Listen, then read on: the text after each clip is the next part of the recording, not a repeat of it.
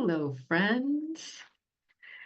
So I was wondering, what should we do for the next video? And I happened to go to the book sale at my local library and found this book, Confessions of a Tarot Reader, Practical Advice from This Realm and Beyond by Jane Stern.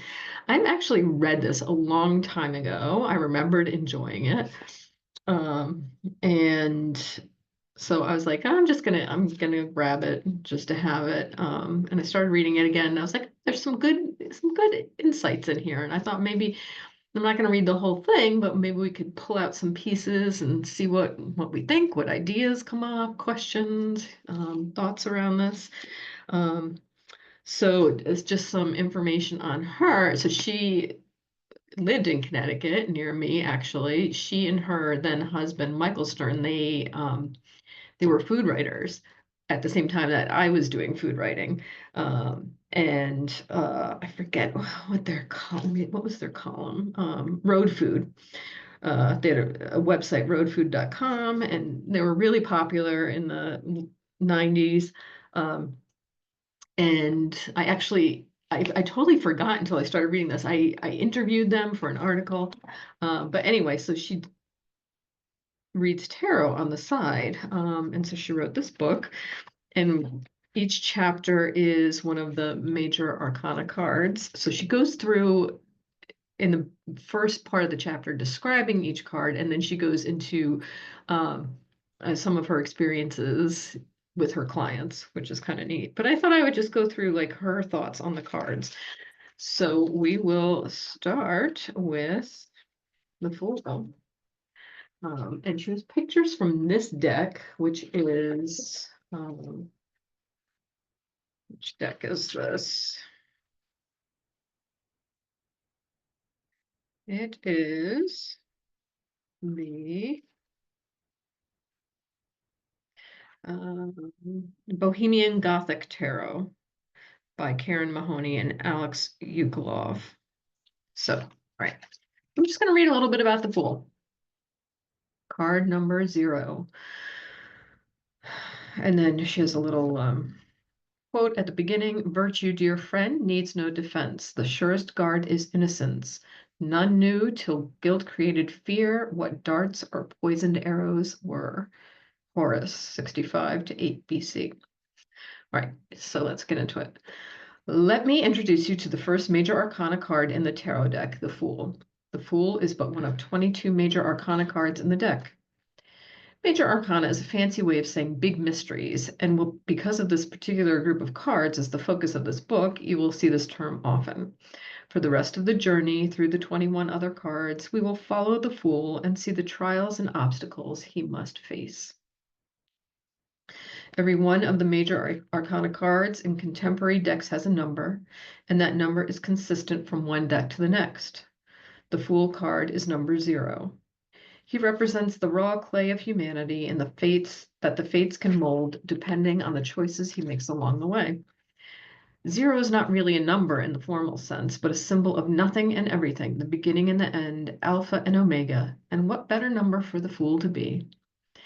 If you were to lay out all the major arcana cards in the deck in the order in which they are numbered, you would be able to see what lies ahead for the Fool. Will he fall from grace or ascend in the highest manner? Will he be wise or stupid? Will he fail or conquer? The outcome is yet unknown. Why should we care? Because the Fool is all of us, and how he maneuvers through life mirrors our own journey. His choices are our choices, and the result equally personal. The Fool is you. The Fool is all of us as we start out in life. We are guileless and happy. Everything is new and shiny and exciting. If you've ever watched a baby or toddler react to the world, you have a sense of the wonder apparent in the Fool. The Fool is wowed by life. He is at once awed and frightened. What we hope for him is that no matter what complications are thrown at him on the long journey, he is able to pick himself up when he stumbles and start again down the path. Personally, the Fool card does not excite me the way some of the other major arcana cards do. You'll see me slobbering over them later in the book. I think of the Fool card as pulling the car out of the driveway. Is this the most exciting part of a long trip? No, but it is the beginning. With that said, the tarot deck without the Fool tells no story. I do wish this card had a different name because unless clients are conversant with tarot, they often think when this card is pulled that I'm calling them idiots. And who can blame them? I wouldn't want to be labeled a fool either. I often wish I could simply pick up a scissor and trim the words the fool off the bottom of the card. No one would be the wiser. But people I read for might wonder why one card is an inch shorter than the rest. Some tarot enthusiasts agree the alternative name for the Fool is the Joker and that he is the wild card. I do not agree. I find him neither wild nor Joker-like, but rather an unformed soul on his path to maturity and wisdom. Yes, he can act stupid or crazy, but that is just one aspect of a fool's persona. Fool is an old-fashioned term for an innocent being, a naive soul who bravely sets out to see what life is all about. In some decks, his figure is shown against a bright blue sky, his knapsack is slung over his left shoulder, a yellow flower blooms in his palm, and his little dog frolics at his feet. What a lovely picture, except for one thing. He's about to fall off a pedestal suspended in midair. He does not see the imminent danger because he is gazing at the horizon. In our Bohemian Gothic deck, the fool appears to be sleepwalking or mesmerized, and he is dancing out to the edge of an abutment, but that anyone but him can see will soon send him toppling into space. The image of the fool is as mysterious as it is painful, but then again, so is life. At some point, we all fall off the proverbial cliff, and some of us have the resilience to scramble back up and start our journey again. As the Fool card shows, running into trouble is not something we see coming.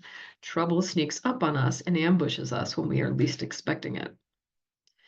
Trouble does not ask us when a good time is to stir up a mess. In fact, trouble likes to throw a curveball at us when we can least deal with it. Unlike the Justice card that we will analyze later on, the Fool card is not about cause and effect.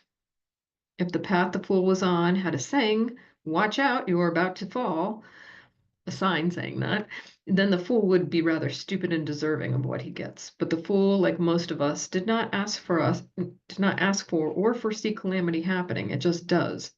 At this early stage of the game, he moves forward on faith alone, not using his good sense to appreciate the danger ahead.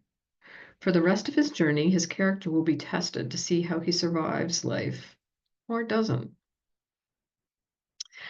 So there you go. There's her perspective on the Fool card. What do you think about that?